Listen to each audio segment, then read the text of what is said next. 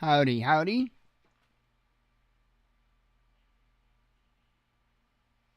Hopefully everybody is okay. I had to turn down the volume just a smidge. Um, Hope everyone is doing okay. I got several interesting articles to cover tonight. Um, it's a lot of it to do, unfortunately, with Russia. Reactions to all that nonsense, and I've got story about a data cable that was broken, and I kind of wanted to shed a little bit of light on that particular situation because, well, a lot of media, whichever type of media it may be, likes to put that little spin on stuff, and I just want to point something out that I don't think anybody else is really pointing out. So anyway, first off, I'm going to prove to you that sometimes my tinfoil hat can be a little too tight. And something just kind of smacked me tonight. Or this evening. I was sitting looking at the computer and I'm looking at a picture that I used up top. No, I don't have a funny picture again tonight, but one of the pictures that I had used up top one evening. And I noticed something that I noticed about other types of pictures in the same category. And I'm sure people's got a million and one reasons for this, and I ain't buying a single one of them. So I want to show you.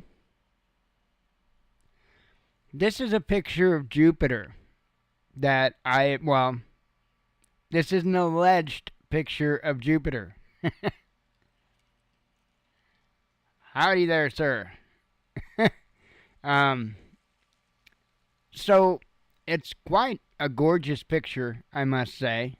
However, I have the same question that I have with some other very, very well-known pictures involving space. And that is, this is such a beautiful, high-resolution image, is it not? But you would think something with such a good, high-quality camera might be able to pick up the slightest hint of a star. But there is none. Not a single star. And it reminds me of some other pictures that are well known. And if I can type real quick, I didn't think to pull it up ahead of time.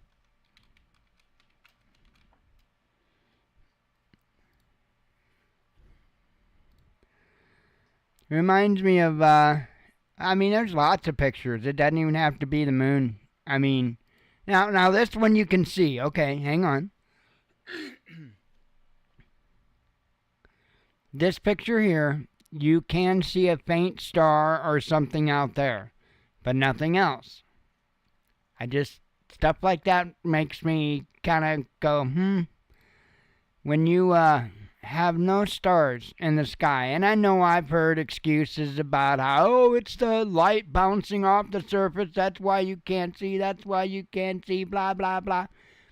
Okay, but the moon doesn't have an atmosphere.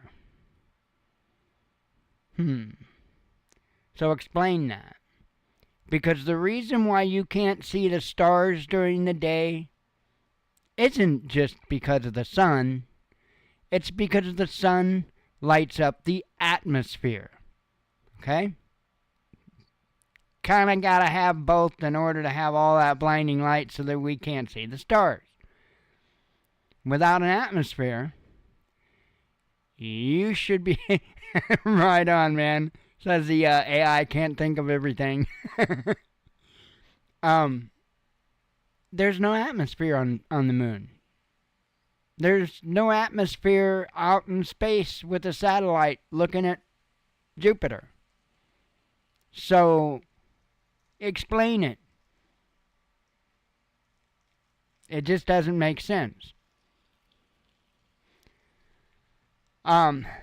Just like I say, just wanted to prove that sometimes my tinfoil hat gets a little tight. But I still haven't heard a viable reason as to why you couldn't see even the slightest hint of a star when there is no atmosphere for the light to be bouncing off of.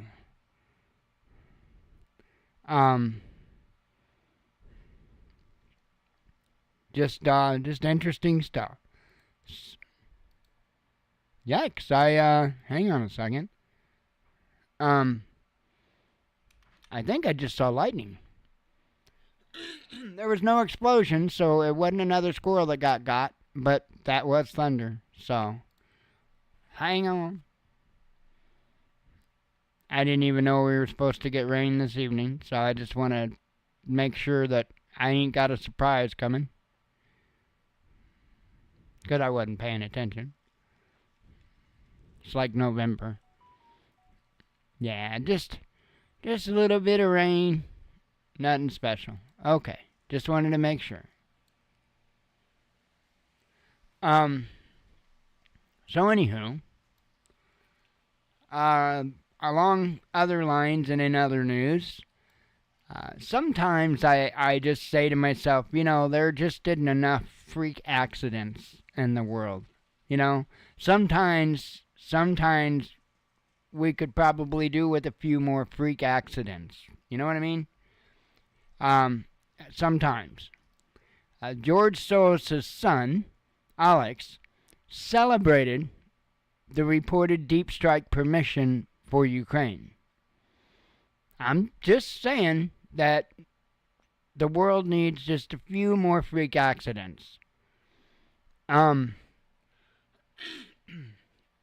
Alex Soros, son of billionaire George Soros, has welcomed the news that U.S. President Joe Biden has reportedly granted Ukraine permission to use American-made long-range weapons to strike deep into Russian territory.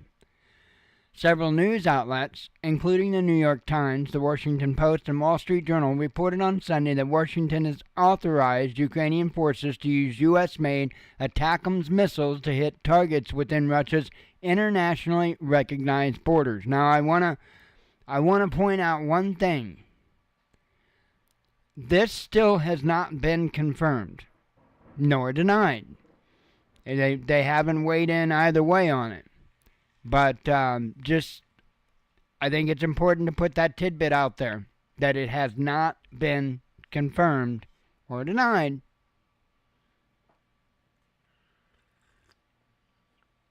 So this could be something that the media is just running with. We've already saw, that's why I warned about all the propaganda stuff. This could be another matter of propaganda. We saw multiple stories come out involving Musk and, of course, Trump and all that stuff, where they're trying to derail him before he can even get started. So that is what it is.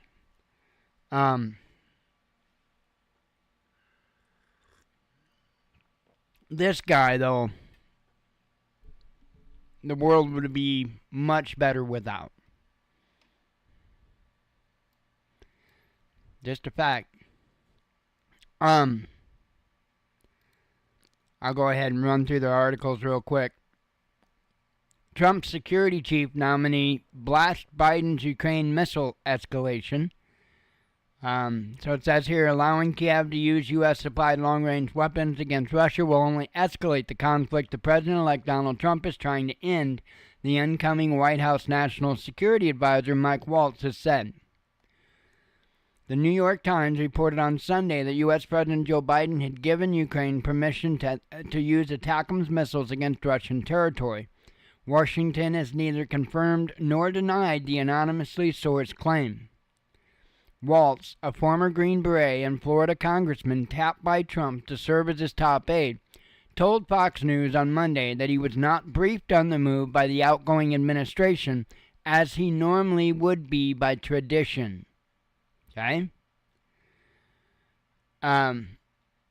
It's another step up in the escalation ladder, Waltz told Fox host Brian Kilmeade. And nobody knows where this is going. North Korea is unleashing ballistic missiles, artillery, now tens of thousands of soldiers. The administration responds by lifting this restriction. North Korea sends more soldiers. South Korea is now saying they may get engaged. So it is. It's growing pretty rapidly in a pretty short amount of time. So it's something to keep an eye on. It does seem that there are individuals that's hell-bent for this global conflict.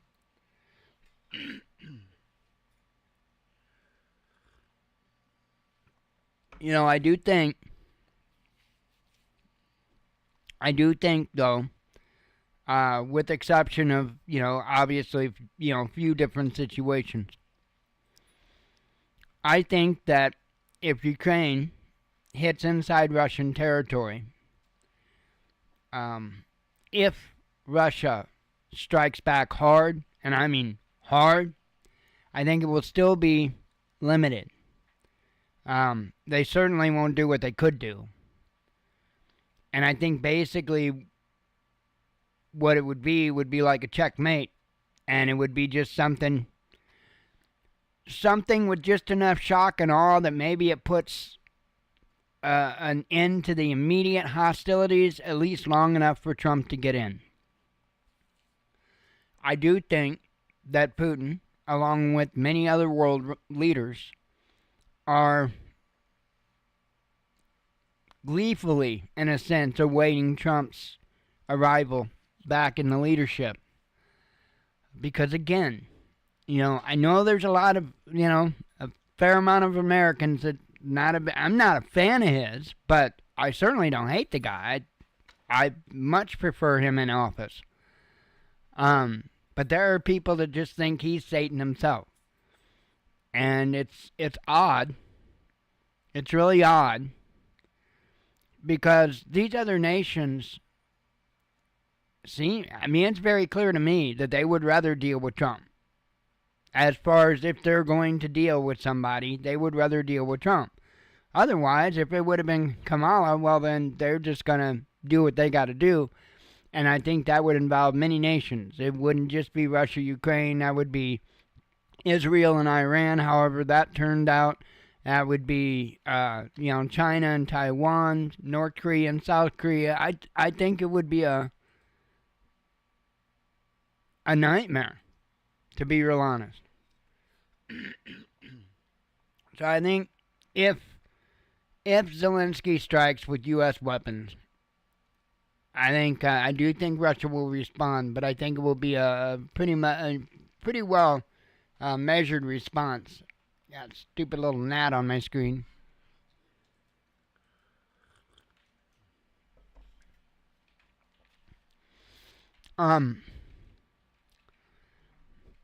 So anyway, I wanted to make sure to include this particular article because of the statement that Mr. Waltz had said that he hadn't been told about it as per tradition.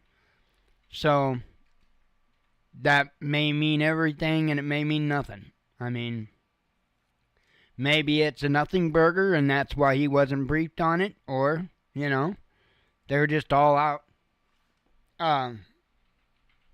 trying to do stuff behind people's backs and trying to sabotage, and either one is possible, without a doubt. So, changing topics a little bit.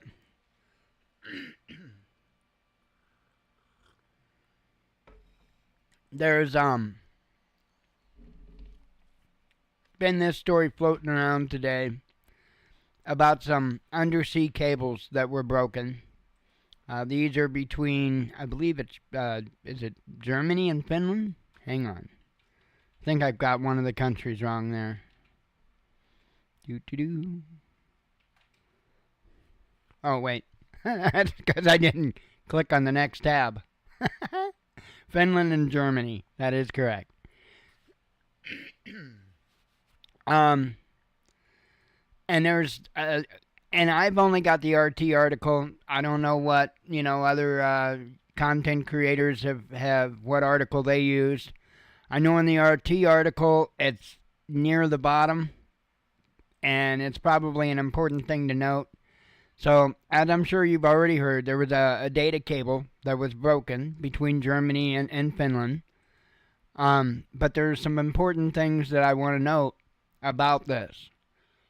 Because it's being kind of spun off as, Russia, Russia, Russia, or what have you. Probably not.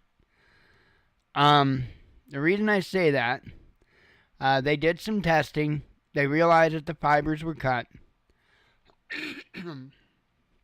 And even though they make the statement, all the fiber connections in it are cut, the company's spokesman told Finnish media, adding that the cause of the problem being investigated.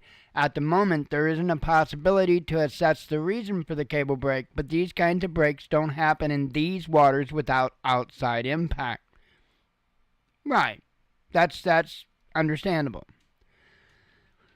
Finland's internet traffic is routing along other data cables, according to the Samuli Bergström, head of the Cybersecurity Center at the Finnish Transport and Communications Agency Traficom, told the broadcaster WWIII.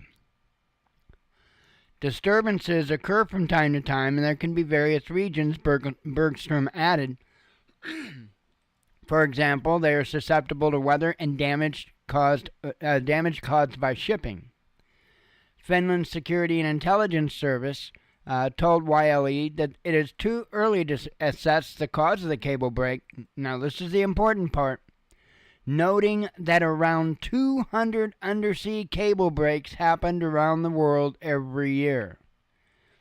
Now, that's about 2/3 of a year. I mean, 2/3 of the day of a year, close to it. So, I mean, come on. One easily every 4 days. That's pretty common. So, when you hear articles like this, go and look to see if you can find out a frequency or anything like that. Common causes, which they even cover here. It says right here, the most common cause of cable breakage is human activity such as fishing or anchoring, a Supo spokesperson said. Finland and Estonia initially blamed Russia for an October 2023 incident that damaged an undersea gas pipeline between the two countries until an investigation established that a Chinese cargo ship's anchor had been responsible. So again, chances are very high, very, very, very high, that this is a nothing burger. Yeah, of course they have to fix the cable, but it probably wasn't some type of sabotage. Yes, I like saying it like that. Oh, I thought I had the article up. Sorry. Well, that was the article there. I'll try to remember next time.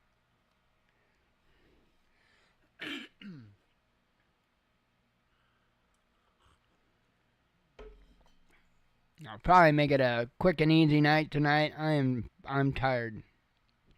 Having a hard time sleeping.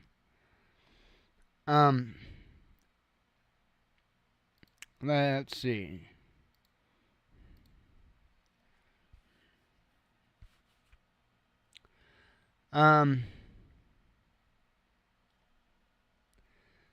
Moscow earlier had, I guess it best be said, reissued a warning, if you will. It says here, and this was over, obviously, the missile stuff. Moscow has issued a stark warning to the United States and its allies, stating that any use of long-range missiles by Kiev to strike deep inside Russian territory would signify the direct participation of the Western powers in the conflict. So here's the deal. If I understand this correctly, Ukraine really has no way in and of themselves, by themselves, to utilize these weapons. In order to do what it is that they would like to do, they are going to require assistance of a NATO nation. And Russia, rightfully so, says that that is a declaration of war between them and NATO, which it is. So, again, what's going to happen here? Well, I think that Russia's probably on super high alert. I think that Russia's probably pulled out all the stops as far as missile defense is concerned. What do I mean by pulled out all the stops? I've still not heard about the S-550 being put into play. There is an S-550. We've heard plenty about the S-500s, although they don't get, stationed that I know of anywhere outside of Russia proper. I do suspect that maybe Russia might have given Iran maybe some S-500s, but I don't know anything. That's just a suspicion. But other than that, the only one that's got the S-550s is Russia, and they're very, very tight-lipped about them.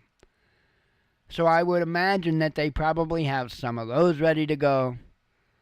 And again, I think that it'll largely be nothing. I honestly don't think they're going to get the missiles through, or at least not the large majority of them. I think Russia's going to knock them right out of the air. Which, by the way, is the whole reason why Germany, I think it's Germany, doesn't want their Storm Shadow or whatever missiles used, because if they did use them, try to use them, they would find out real quick, let me rephrase that, the world would find out real quick just how ineffective they were. Now, the wording in the actual statement that was made by Germany was obviously a little different than I just told you, and they certainly didn't admit that they weren't up to the task.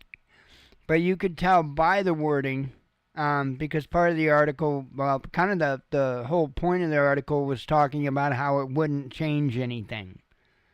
So, but they didn't really go into why it wouldn't change anything, citing national security, blah, blah, right? Because they would be looking like a fool. I don't know. I always warned about blind following the blind. Blind leading the blind. And when it comes to military weaponry, there is a lot of that, especially within the West. And it's probably not a good idea.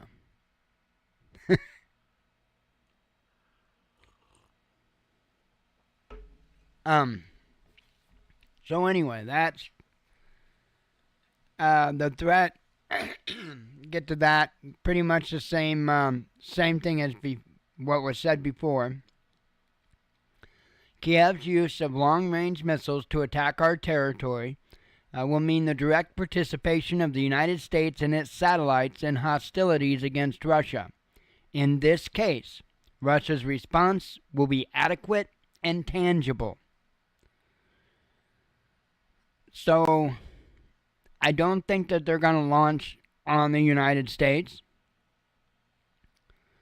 But I think they will absolutely try to take out any troops they suspect aren't Ukrainian troops. And who knows? They may take a city. I do not think that it's beyond Putin to use a tactical nuke on a city. That is somewhere in line with where I suspect Russia's shock and awe might be. I think it really might be in that range of taking out a city. We'll see. Again, part of it probably depends too on whether or not Ukraine is able to make, Ukraine/whoever is able to make any count, if you know what I mean. So, however, there are countries around the area that are pretty concerned. And so, NATO countries preparing populations for war, says the media. So, and I didn't bring it up because I'm tired. Hang on. I do happen to have. Oh, quit. I do happen to have said PDF, booklet, I should say, right here. In case of crisis or war. This was put out by Sweden. And it covers a lot. I was just going to take you through. I'm not going to read it all to you. War, the ultimate threat to our freedom. Pardon me. Together we make Sweden stronger. Well, not me. I'm not there. Which they're showing people learning CPR with CPR dummies. Talks about Swedish defense a little bit. Talks about heightened state of alert. Total defense duty. Warning systems. Talks about different warning systems. Seeking shelter during an air raid.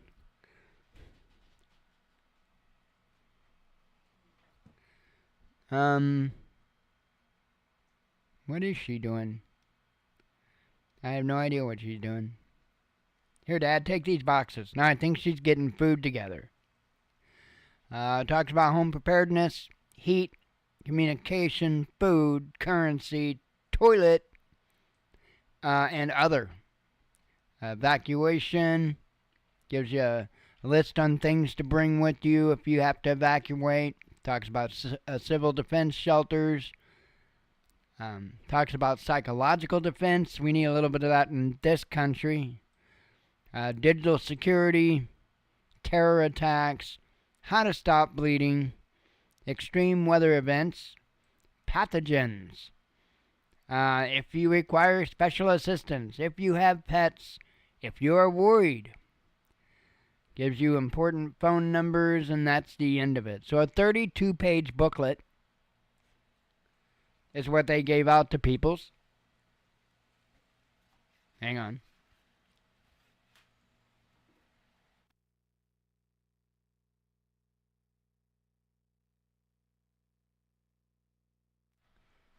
That's what they gave out to peoples. Far more than the United States has given out to their peoples. But very interesting. Now it says here several Nordic countries have published information advising their populations on how to prepare for a possible war or other unexpected crises. Multiple media outlets have reported. Sweden started sending out millions of updated booklets this week titled In Case of Crisis or War. This year's pamphlet is twice as large as the last edition because of what the government describes as a worsening security situation due to the Ukraine conflict. Security situation is serious, and we all need to strengthen our resilience to face various crises and ultimately war. Swedish Civil Contingencies Agency Director Mikael Frizzell, I guess, has stated. Finland has launched a new website on preparing for incidents and crises, while Norwegians have reportedly begun receiving pamphlets urging them to be prepared to manage on their own for a week in the event of extreme weather, war, or other threats. The guides include instructions on what to do in the event of several scenarios and ask citizens to make sure they can take care of themselves, at least initially, in the event of a crisis. Finns are urged to be prepared to cope with power outages during the winter months with a backup power supply, iodine tablets used to protect the thyroid gland from effects of radiation, and easy-to-cook foods.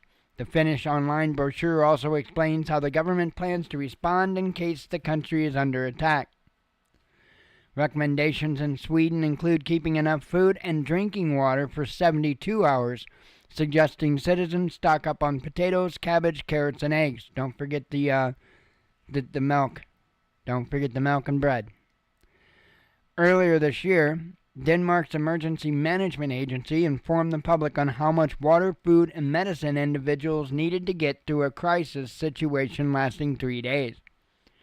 Both Stockholm and Helsinki recently dropped decades of military non-alliance to join NATO after hostilities broke out between Russia and Ukraine. Sweden, the newest addition to the U.S.-led military bloc, joined this year. Finland did so in 2023. Norway and Denmark are among its founding members. So yeah, all of that.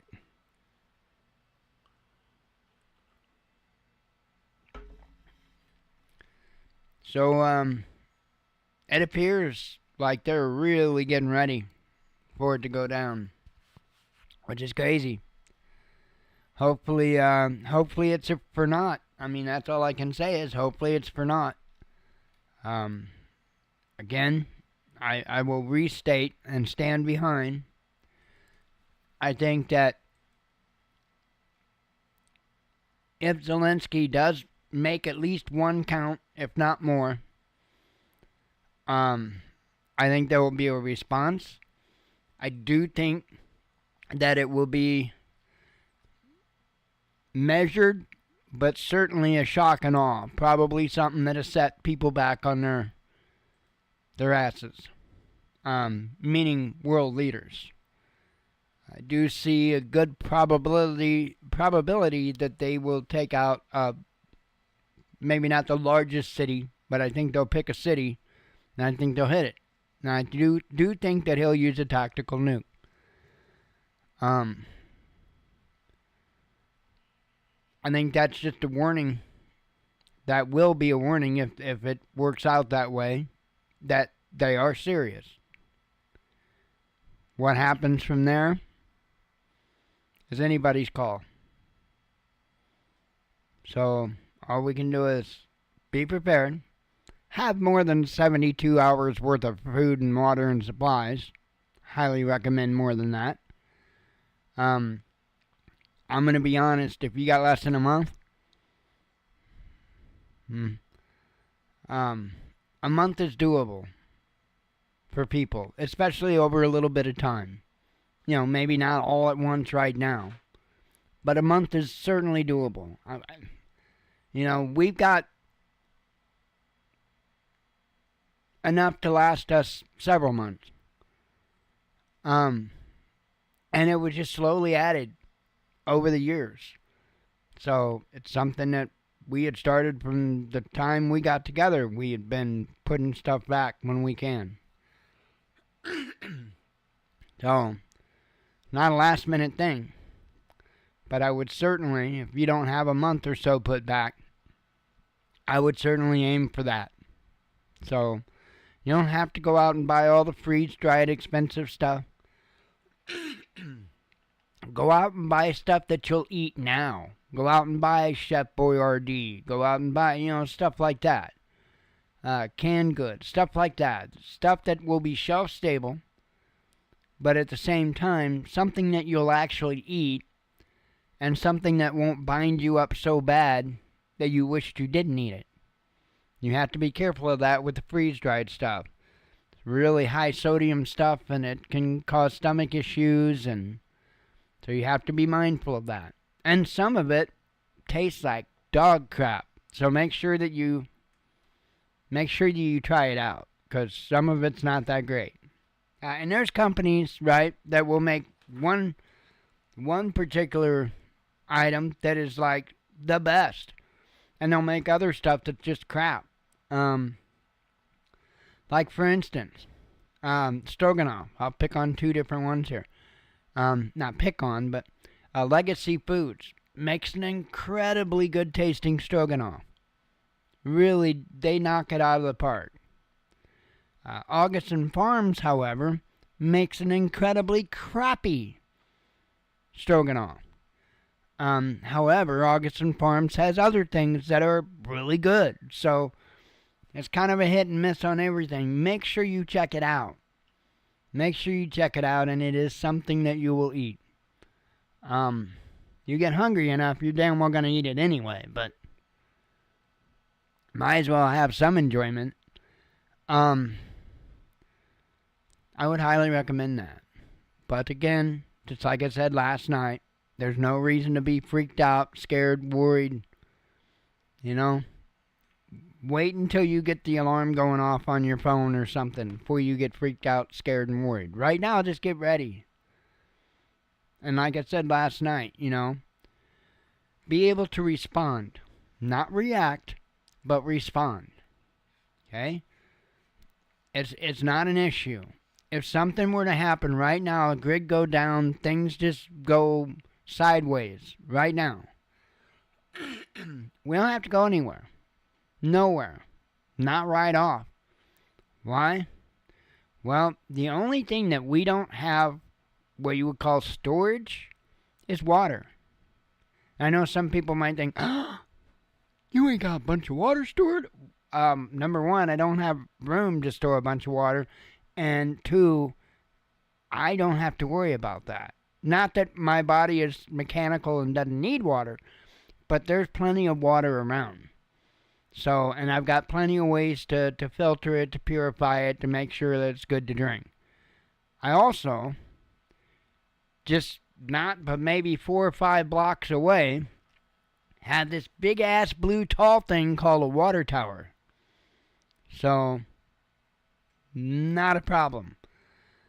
There is also contingencies that my folks have in order to be able to pump that water, okay, up to the water tower. Just saying. There may or may not be contingencies in place to be able to make sure that the wastewater treatment plant works. It's a hell of a team. A hell of a team. So I'm not worried about not having a bunch of water stored up. That's going to be a non-issue. Plus, we got a big-ass lake on the edge of town. Not worried about water. But as it is, right now, something happened, we've got 5 gallons of clean, purified water that's sitting in there right now with more water filtering as I speak. So that at least gives us a bumper of a few days as far as, eating and drinking is concerned. We'll be good. We'll be fine. I'm pretty sure within a couple of days I can make it out to get some water. So, at least be ready to be able to respond and not just react. So if stuff would go down, of course, depending on what it would be, I would just start going down the list of things that need to be done. Do the windows need to be blacked out? The sound need to be deadened? I could go down a huge list for 100,000 different scenarios. But it would all just be me responding to the current situation. And that's what my advice is to you. Don't freak out. Get ready. And that's not just for some major war with Russia. It's for a flood. It's for a tornado. It's for a hurricane. It's for an earthquake. Or just a long power outage for whatever reason. I think a lot of people get really caught up in the whole Hollywood idea of the alpacalypse. And, got that plate carrier looking good. But, not even a week of food. Believe it or not, there are a lot of people out there just like that. They got guns, they got ammo, they got body armor, they got all the good stuff. They got the best nods, they've got maybe a week's worth of food if they really dig and put some weird stuff together. Don't be that person. Anyway, I don't know of anything else really to cover. That's all the news I had for this evening. Just be as best ready as you can. And definitely more than 72 hours worth. That's crazy. Only telling people to be ready for 72 hours. The least they could tell people is a couple of weeks And that, in my opinion, that would be the absolute least. Can't remember how long folks were without power in Texas when they had that outage and all the wind generators were all freezing up and all that good stuff. But that was kind of a little bit of an extended period of time there, and that would have really sucked for anybody that wasn't ready. So again, it's not just being ready to respond to the alpacalypse. It's also just that nasty storm that rolls through too. So I am going to get out of here. I hope you all have a good evening. God willing, I'll be back tomorrow and I'll do it again. And with that, shalom.